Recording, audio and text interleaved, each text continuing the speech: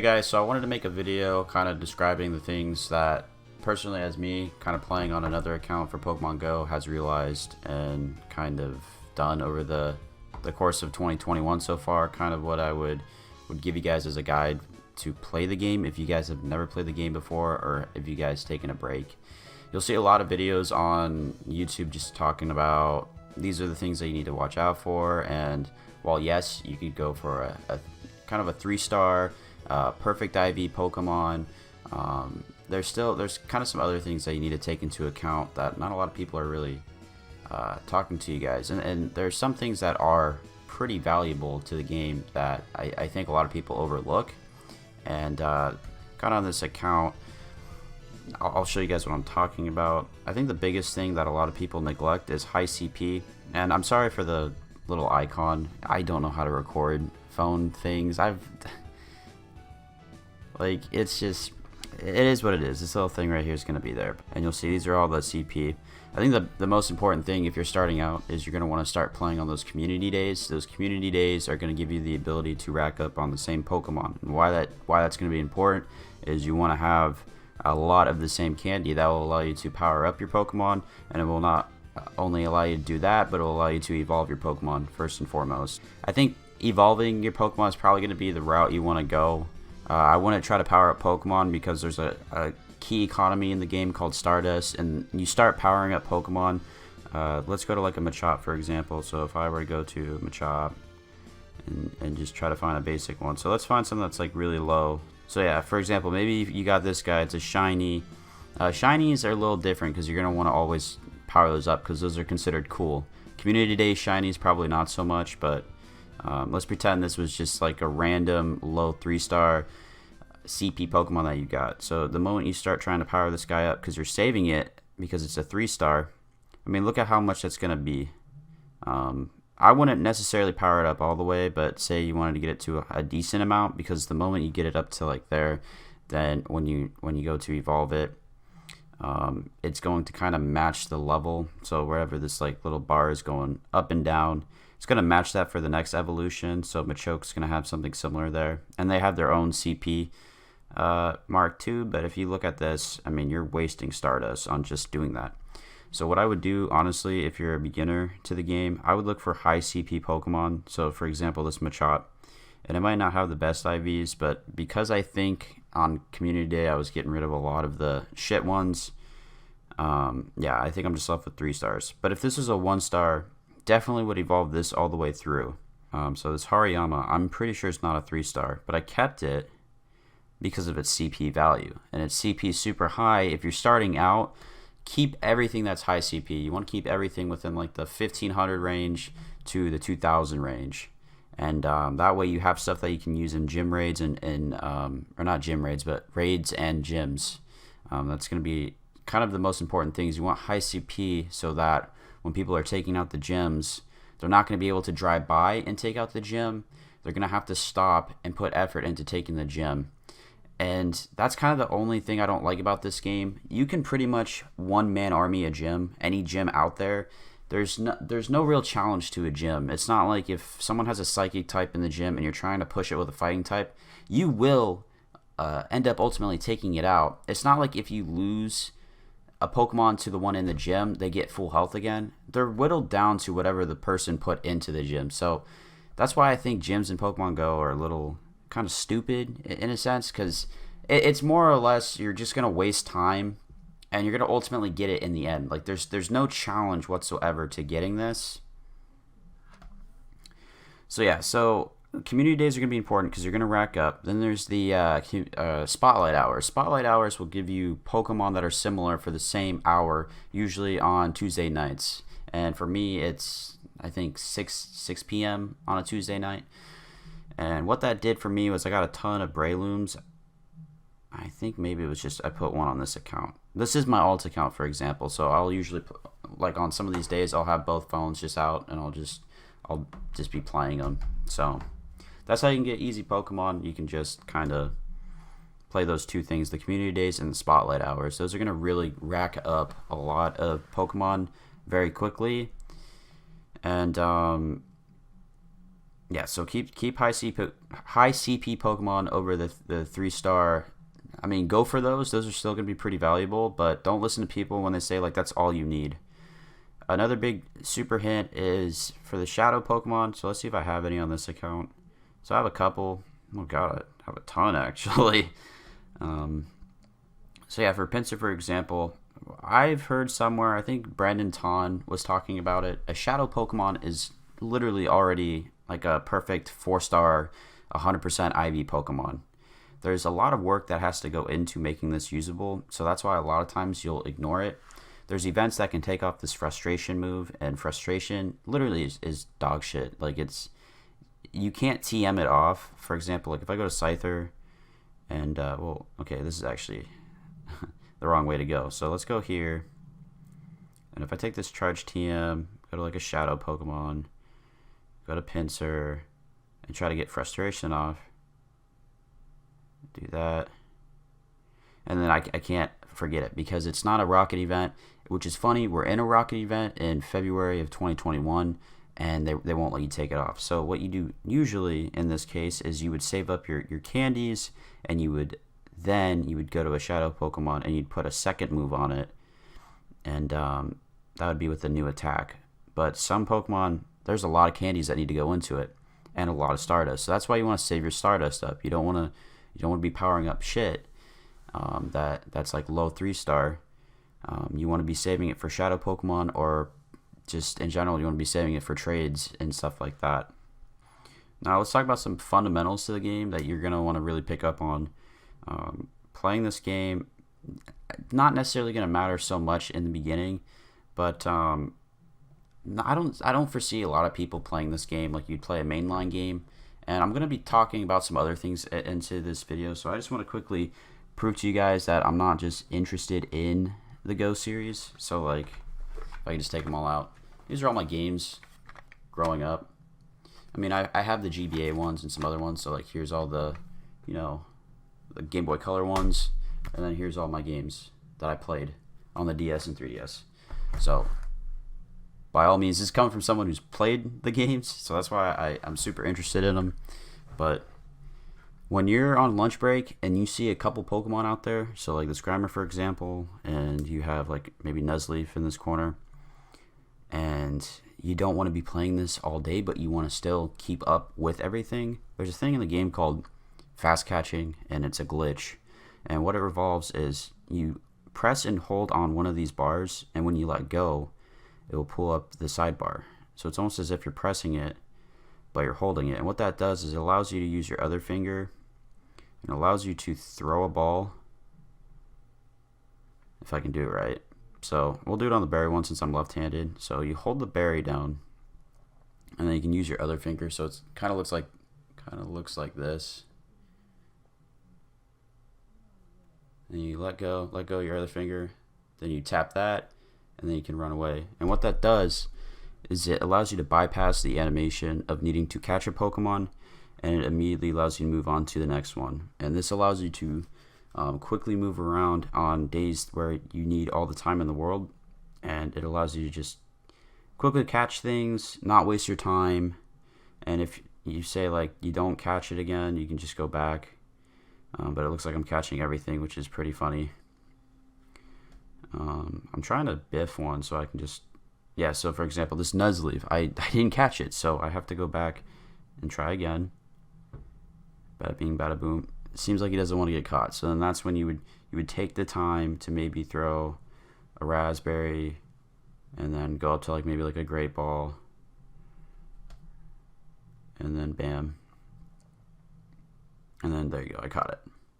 And then you just go to recents, and then that's another way to check to see if you quickly caught them. So yeah, I literally caught everything that except for the Nuzleaf. The Nuzleaf was really hard to catch. And then I'm quickly checking. These aren't anything I want to keep because they're not really high CP. I can't get that one because the thing's in the way. So I'm just going to transfer them. And so we'll do a rocket battle.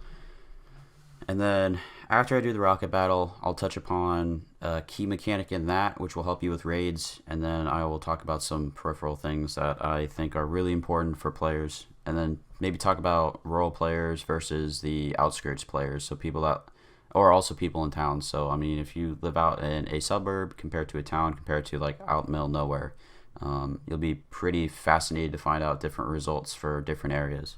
So I think a key thing to know from here, when you do the rocket battles, and I don't think it applies to PvP as much, but when you do the rocket battles, you actually are able to attack a couple frames in between switching Pokemon.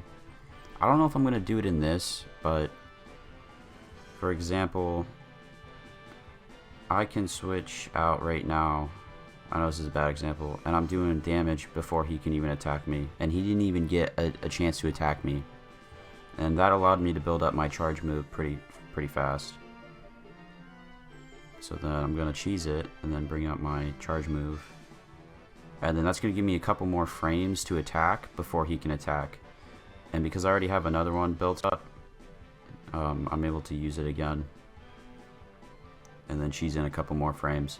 This is going to be pretty important later down the road, especially when you fight the rocket kind of leaders, Arlo, Cliff, and Sierra. Those guys they'll use Protect, so you're going to want to quickly rack up 2 of these to get rid of their protections, because they're going to always use 2 real quickly.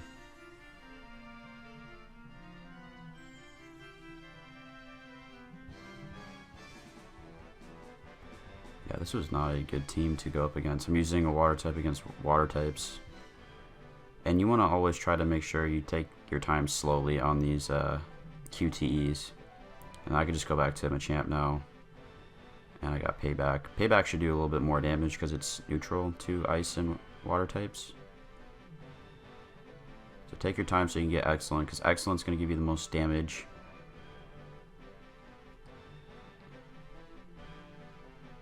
And for some reason I didn't want to use the move, so I'm just going to go back to Vaporeon. And I'm not going to spam my charge attack, because then it's just going to waste more time. So then I get into the catching, and this is going to apply to raids too. You don't need to use pineapple berries. I honestly would get rid of those. They look like the bananas. Get rid of those because those are completely useless in the game. You could use those to kind of get used to attacking in the game, but I'll show you. For example, like all Pineapple does is it's going to prevent him from doing this.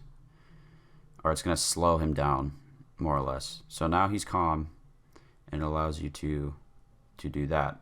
And maybe I screwed it up, so I'm just going to honestly biff this ball. Well, not like that. Do that to see if he breaks out, because I really want to show you guys how easy it is to time a circle. Yeah, here we go. So this is a mechanic that you want to use in raids. So you hold the ball, and then it starts making this little ball go down. And wherever you let off, it's going to stay there. So you want to wait for the Pokemon to attack. They have distinct animations. So like the Steel lunges forward. And when he does that, that's your cue to go in and try to aim at it and let go and time it so that when he's done reacting, you have a chance to get in there and land the ball. And that allows you during raids to not worry about having to use the Pineaps or the Nanobs. It's the banana, not whatever berry I said. I'll throw it up on screen. You don't want to use that berry. Get rid of it. But it allows you to just kind of use a Golden Raz during raids or Raspberry on other Pokemon, and it allows you to catch stuff like this. So yeah, going for inventory management, there's a reason why I don't hold the Nanobs, because the Nanobs are completely useless. They just, like I said, they make the Pokemon less reactive, and they don't attack as much, they don't jump as much, they just stay in place. But when they attack, they have a quick animation where they can't do anything, and then that's your chance to line up an attack and get in there, as you saw with the little guy. So now I want to talk about peripherals, the importance of some of these things. You don't need to buy these, but honestly, if you are just, even if you're in the city, if you're even out in the middle of nowhere, I think there's going to have more mileage per some of these items than the others, but we'll talk about them all. So let's talk about auto collectors. Now, I have 2 of them. This was the first one I got, which is like the gotcha bracelet. This thing honestly sucks because it needs an app, and the app will do kind of all the work in terms of auto catching ones that you don't have, auto spinning. But I want to show you guys probably a simple, like a really simple thing that I don't think a lot of people know about in the system. So if you go here, you can actually turn off what you don't want. So you can turn off, so nearby Pokemon will catch everything in the area. Turn that off, then you're not catching anything in the area. It's going to automatically default to the next thing, which is Pokestops. You turn both off and you have it on, well then it's like you're not using it at all. So kind of stupid. So I would at the very least have Pokestops on, because then it's going to avoid everything that's Pokemon, and it will save on Pokeballs. So if you're trying to stock up on items, keep it on Pokestop. And then push notifications, you can turn that off so that when it has a little thing at the top, which will just look like it will look like a Google Map icon, just like a waypoint with a Pokeball in it, it won't notify you about those things anymore. So I would honestly not get this, because I mean I could do a whole review on this in general, because it's a shitty $50 watch. The lens is made out of plastic, it scratches. Although it could be a cool like watch interface with it, like a time, it just looks so shitty, man. I don't know how you can see it. Like, yeah, it shows you the time, but get yourself like a $10 watch or use your phone. I mean, there's videos out there where people say that it's just trash, and I bought it because I needed like an auto collector. You don't need any of this stuff, but it's just fun to have. So I got this, which is the Catchmon, dual Catchmon. I like this because it does both my accounts on both my phones, so I can just carry this with the 2, and it's got the batteries that you can just replace in the back. And I use rechargeable ones, so it's almost as if I don't even have to buy batteries, and I enjoy that. That's really fun. And yeah, you use the settings in the game, and then it just auto catches or auto spins everything without needing to catch Pokemon. So this is honestly probably the most worth purchase that I've ever made for the game so far. It is $80, but I think if you really like this game, price shouldn't really matter. And this will honestly prevent you from needing to buy Pokeballs. Same with these other devices. These guys right here are considered the auto walkers. Now, why I have 2 of them is pretty self-explanatory. This is obviously the better one that's out there. Now it can support 2 phones, but the problem with that is if you put 2 phones in it, then it's going to prevent it from rocking pretty fast. But over time, you can get 2 accounts getting their eggs hatched. And you only need 50 kilometers a week to get the max rewards. So if we go here, yeah, 50 kilometers, and I'm already golden. So why do I have this one, you're asking? Well, I bought this one because the build quality is far superior. I have had another one of these before this one, and it broke from just one fall. One of the bearings came off from just falling onto carpet.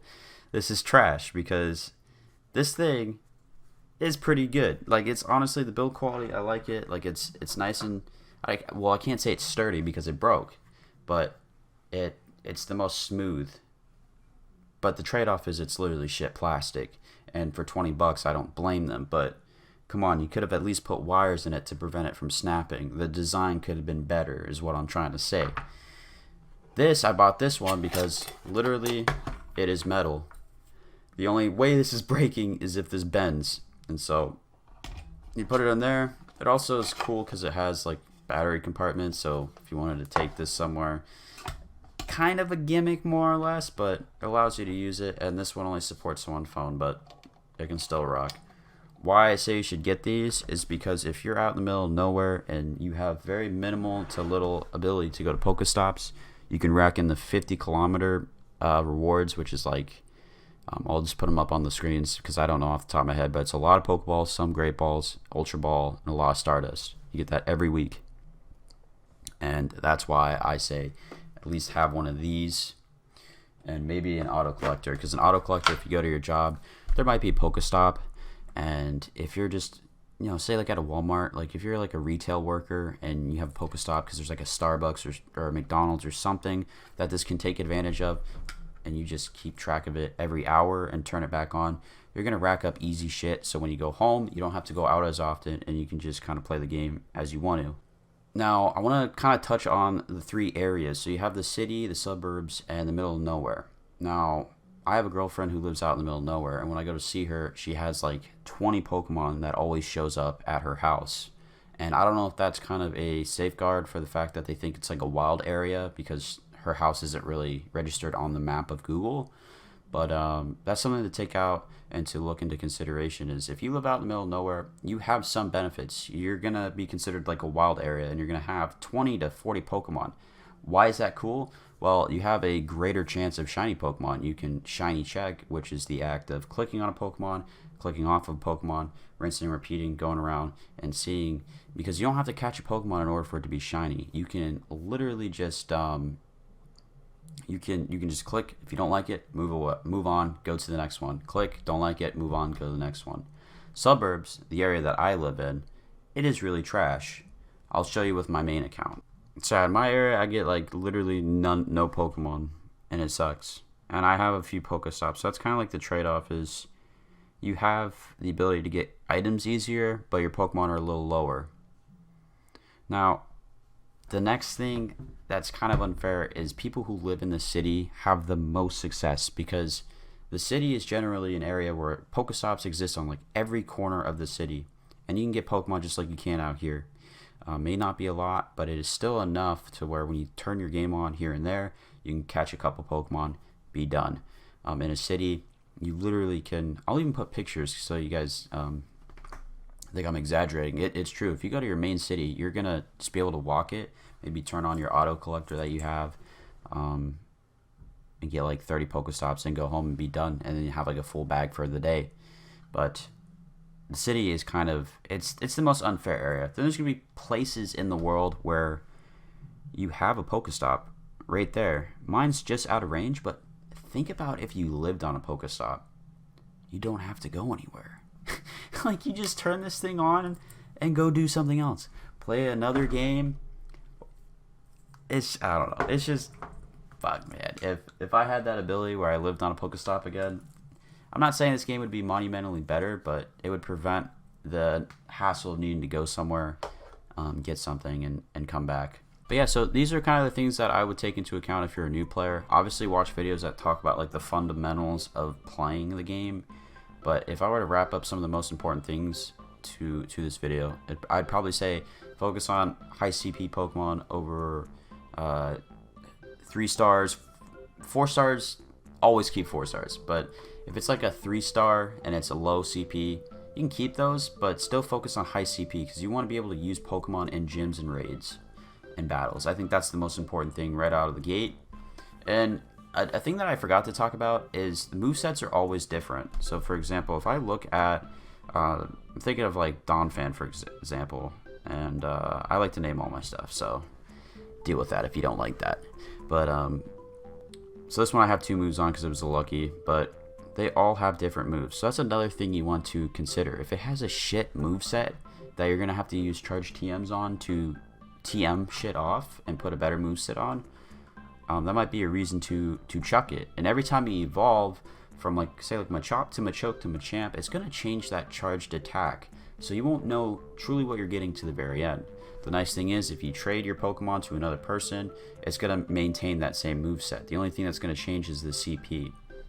You want to get rid of Nano Berries because those are going to clog up your inventory, and I would focus on using that strategy of before an enemy attacks or the Pokemon attacks, you get your circle ready and then you throw into it. That way you have the maximum chance of using a Goldenraz or a Raz or a Pineapple Berry to then come in and secure that Pokemon.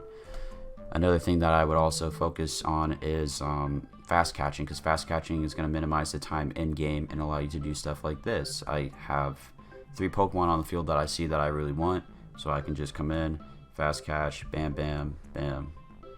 See the Zubat? I want the Zubat, fast catch. Boom, boom, bam. Grimer, I want Grimer. I can see him. That was bad. That was bad. Bam, bam, bam.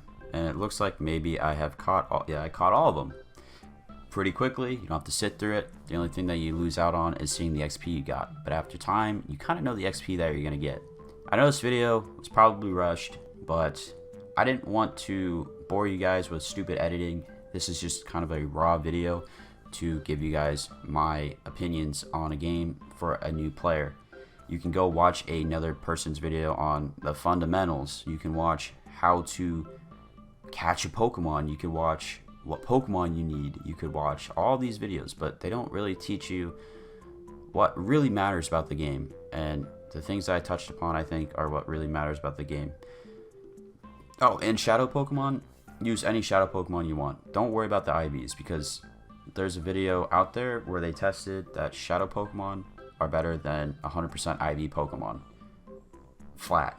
There's just a lot of work that needs to go into Shadow Pokemon, which is why at the end of the day you still probably want to go for 3 stars, because you're gonna have to put a lot of work in it, and it's gonna suck if you catch another one and it's better. So still focus on that if that's what you want, but just listen to this as stuff that you can interpret and put into your game, but don't take it as 100% facts that you need to do this in your game in order to be successful.